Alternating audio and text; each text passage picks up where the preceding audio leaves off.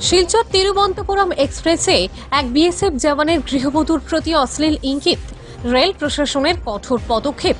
শিলচর থেকে গুয়াহাটি যাওয়ার পথে নিউ হাফলং স্টেশনেই ঘাড়ে ধরে নামিয়ে আটক করা হয় লম্পট বিএসএফ জওয়ানকে।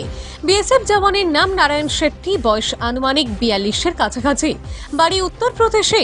শিলচর থেকে গুয়াহাটি যাওয়ার কথা ছিল এই লম্পট বিএসএফের, কিন্তু শিলচর থেকে গুয়াহাটি অভিমুখে শিলচর লিংক রোডের একটি পরিবার স্বামী স্ত্রী চিকিৎসা করাতে যাওয়ার সময় সেই লম্পট বিএসএফ জওয়ান এই গৃহবধূকে অশ্লীল ইঙ্গিত সহ বাথরুম অব্দি পিছু পিছু যাওয়ার ঘটনায় মুহূর্তেই উত্তপ্ত হয়ে পড়ে চলন্ত ট্রেনের M2 বগি।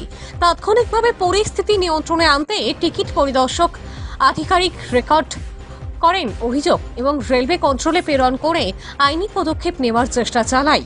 অবশ্য উত্তর পূর্ব রেল যথারীতি আইনি পদক্ষেপ নিয়ে লম্পট বিএসএফ যাত্রীকে নিউ হাফলং স্টেশনেই ঘাড়ে ধরে নামিয়ে আরপিএফ বাহিনী আটক করে রেল পুলিশের হাতে সমঝে দেয়।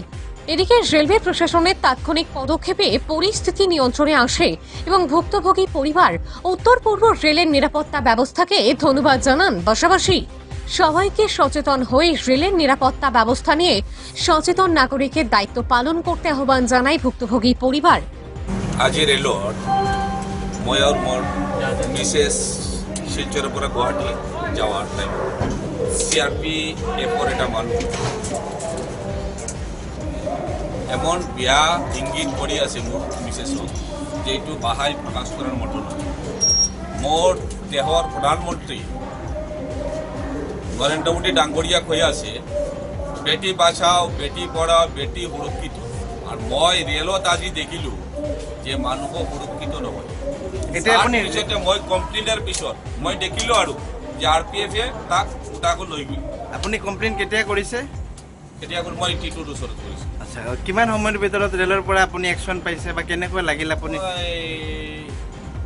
1 ঘণ্টাৰ মাজত ৰেল প্ৰশাসনৰ যিটো ব্যৱস্থা আপুনি সন্তুষ্ট নহয়? মই সন্তুষ্ট। আপুনি BSF কৰ্মকৰ্তা যে সেনেকৈ কাহিনী কৰে, তো তেওঁলোকক আপুনি কি আহ্বান কৰিব?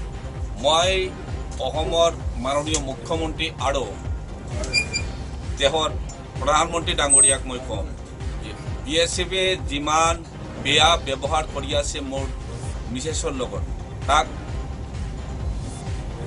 ভালদৰে শিক্ষা দিব লাগে আৰু তাৰ শাস্তি চাই মই আৰু যে ডিপাৰ্টমেণ্ট আছে তাক মই অনুৰোধ কৰিম BSF-ৰ কৰ্মীবিলাকক ভালদৰে শিক্ষা দিব আৰু শাস্তি সেই লোকে দিব লাগিব। নিউজ ডেস্ক রিপোর্ট, যুব বিচিত্রা ডিজিটাল ডেস্ক।